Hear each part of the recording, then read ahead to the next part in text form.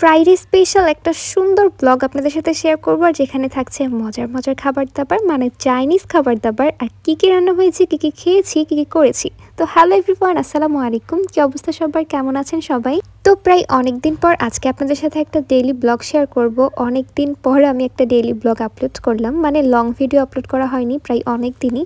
তো ভাবলাম যে একটা ভিডিও আপলোড করা যাক। তো এই তো ফার্স্টেই সকালবেলা ঘুম থেকে উঠে ব্রেকফাস্ট করে নিলাম, আর ব্রেকফাস্টে ছিল হচ্ছে পরোটা, সাথে হচ্ছে বুটের ডাল, আর ছিল চা।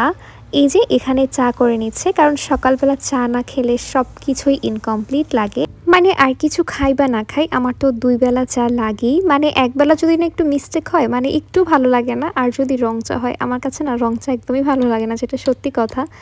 যাই হোক, তারপরে এই তো আবার সে আমার গাছগুলোর কাছে চলে আসলাম। এই গাছগুলো না আপনাদেরকে দেখাতে আমার খুব ভালো লাগে, মানে আপনাদের সাথে শেয়ার করতে খুব ভালো লাগে, কারণ প্রথম থেকে আপনারা দেখেছিলেন গাছগুলো যখন এনেছিলাম কেমন, মানে একদমই পাতাগুলো ঠিকঠাক ছিল না। আস্তে আস্তে কি সুন্দর হয়ে উঠেছে গাছগুলো, মাশাল্লাহ। তারপর এখানে রান্নাঘরে এসে দেখছি আমার পছন্দের আইটেম, মানে চাইনিজ খাবার, fried rice, chicken fry, chicken masala, আর এগুলো আম্মুর হাতে অনেক বেশি মজা হয়। তো আজকে আম্মু এগুলো বানাচ্ছে, আর আমি এগুলো সবগুলোর ভিডিও, মানে হচ্ছে রেসিপি আপনাদের সাথে আমি শেয়ার করব অবশ্যই। তো এখানে আমি শেয়ার করলাম না, জাস্ট দেখালাম। তো এখানে ফ্রাইড রাইস রান্না করার জন্য আম্মু 2 রকমের ভেজিটেবলস ইউজ করবে। দেখুন দেখতে কতটা কালারফুল লাগছে, তাই না? মাশাল্লাহ, অনেক সুন্দর লাগছে দেখতে।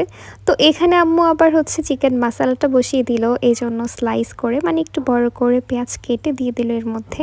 আর ফার্স্টে যেটা দেখালাম, চিকেনটাও ম্যারিনেট করে রেখে দিয়েছিল ফ্রিজে। তারপর এই তো এটাকে ভালো করে কষিয়ে নিচ্ছে। আর এই মশলার সবচেয়ে মজার, মানে মশলাটা মজা করে যেটা দিয়ে, সেটা হচ্ছে সস। তারপর যাই হোক, এখানে আম্মু ফ্রাইড রাইসটাও রান্না করে নিচ্ছে। আর আম্মুর হাতের এই আইটেমগুলো এত বেশি মজা হয়, মানে না খেলে বুঝবেন না। তারপর এই তো এখানে আমার অনেক পছন্দের চিকেন ফ্রাই ভেজে নিচ্ছে। তারপর আমি চলে গেলাম শাওয়ার নিতে।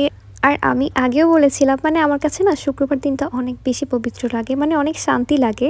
তারপর এই তো নামাজ টামাজ কমপ্লিট করে খেতে বসে গেলাম। আর এত বেশি ইয়ামি হয়েছিল, মানে আমি হয়তো বা আপনারা ভাবতে পারেন যে ভিডিও বলে বলছি, না, এটা অনেক বেশি মজা হয় আম্মুর হাতের।